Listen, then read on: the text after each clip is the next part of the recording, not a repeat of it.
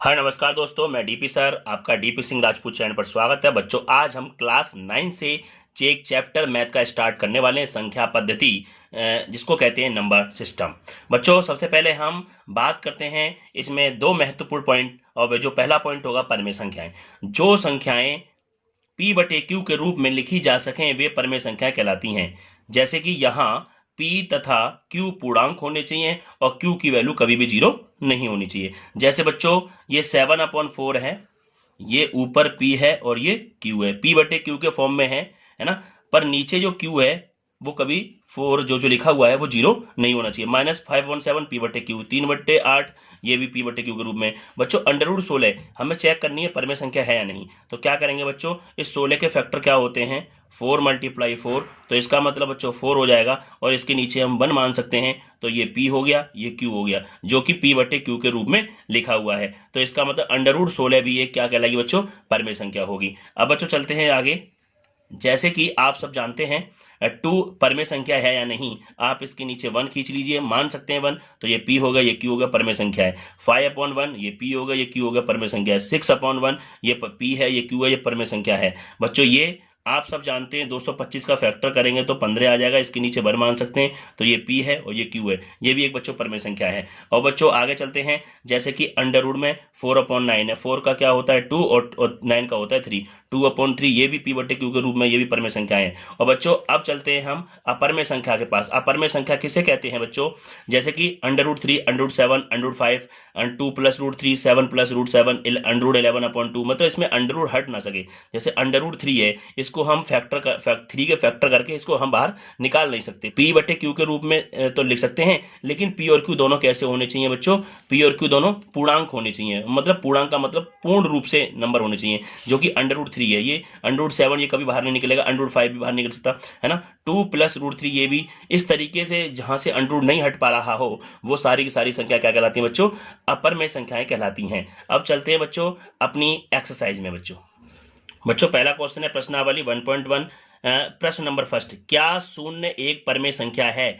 क्या इसे आप P बटे Q के रूप में लिख सकते हैं, जहां P और Q पूर्णांक होने चाहिए और Q कभी भी 0 नहीं होना चाहिए। तो बच्चों देख सकते हैं शून्य, शून्य माने होता है बच्चों 0, है ना। इसके नीचे हम 1 खींच सकते हैं 0 के नीचे, ठीक है ना। तो बच्चों ये है P और ये है Q। तो क्वेश्चन क्या कह रहा है, शून्य परमेय संख्या है। हाँ, क्या है, शून्य परमेय संख्या है, आंसर आ चुका है बच्चों। लेकिन इसे क्या करें, इसे आप P बटे Q के रूप में जानें, तो बच्चों P बटे Q मतलब 0/1, ये आपका P बटे Q के रूप में लिखा गया है। और बच्चों P और Q पूर्णांक होने चाहिए बच्चों, ये भी पूर्णांक नंबर होता है, ये भी पूर्णांक नंबर होता है, ठीक है। मैं पूर्णांक बता दे रहा हूं कौन कौन से होते हैं बच्चों। देखिए पूर्णांक हम किसे कहते हैं, 0, 1, 2, 3 इस तरीके चलते रहते हैं, और इधर -1, -2 ये चलते रहते हैं, इनको हम पूर्णांक कहते हैं। तो 0 और 1 इनमें पूर्णांक है बच्चों। फिर कह रहा है Q डज नॉट 0, मतलब जो P बटे Q, जो Q की वैल्यू ये 1 है, वो कभी 0 के बराबर नहीं है। तो बच्चों हमारा पहला क्वेश्चन हो चुका है। बच्चों क्वेश्चन नंबर 2 है, 3 व 4 के बीच 6 परमेय संख्याएं ज्ञात करो। तो बच्चों 6 पूछा है इसने, तो हम क्या करेंगे, इस 6 में 1 ऐड कर देंगे, तो कितना हो गया बच्चों, 7 हो गया, ठीक है।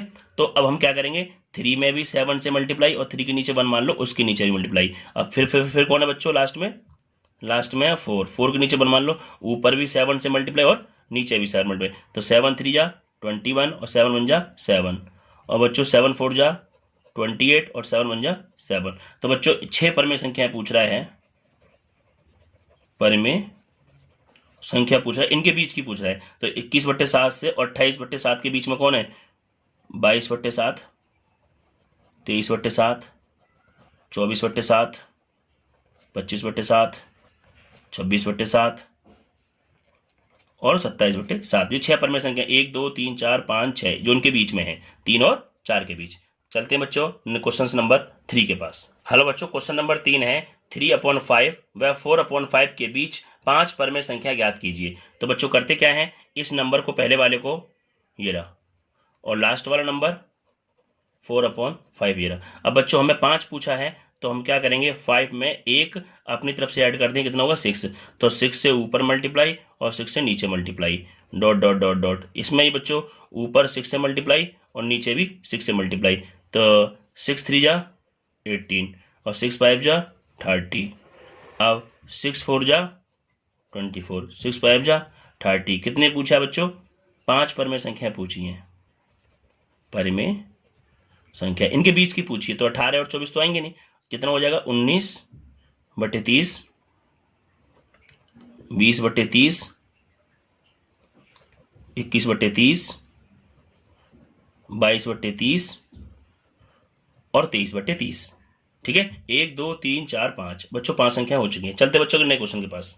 हाँ बच्चों, क्वेश्चन नंबर 4 है, नीचे दिए गए कथन सत्य है या असत्य है, कारण के साथ अपना उत्तर दीजिए। पहला क्वेश्चन, प्रत्येक प्राकृतिक संख्या एक पूर्ण संख्या होती है, प्रत्येक पूर्णांक एक पूर्ण संख्या होती है, प्रत्येक परमेय संख्या एक पूर्ण संख्या होती है। तो बच्चों प्राकृतिक संख्या को बोलते हैं 1 2 3 4, जो 1 से स्टार्ट होती हैं और स्टार्ट होती चली जाती है वो प्राकृतिक संख्या कहते हैं बच्चों।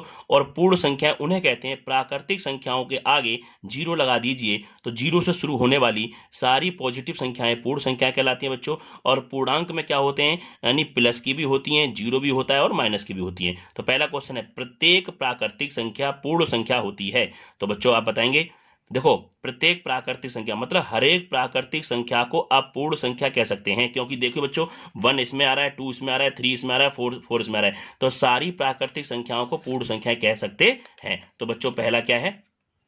राइट है। बच्चों नंबर 2 क्या है? प्रत्येक पूर्णांक एक पूर्ण संख्या होती है, मतलब प्रत्येक पूर्णांक मतलब पूर्णांक कोई सा भी उठा लीजिए वो क्या होता है बच्चों?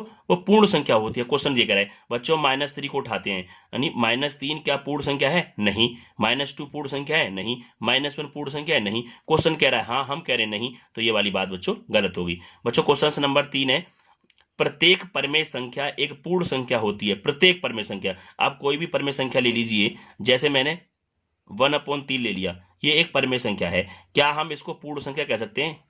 क्या हम इसको पूर्ण संख्या कह सकते हैं? और पूर्ण संख्या क्या होती है? 0 1 2 3 4। तो बच्चों 1/3 को हम पूर्ण संख्या कभी नहीं कह सकते, तो ये तीसरा ऑप्शन भी गलत हो जाएगा बच्चों। हमारी वीडियो आपको कैसी लगी? वीडियो अच्छी लगी हो चैनल को जरूर सब्सक्राइब करें बच्चों। ओके, जय हिंद बच्चों।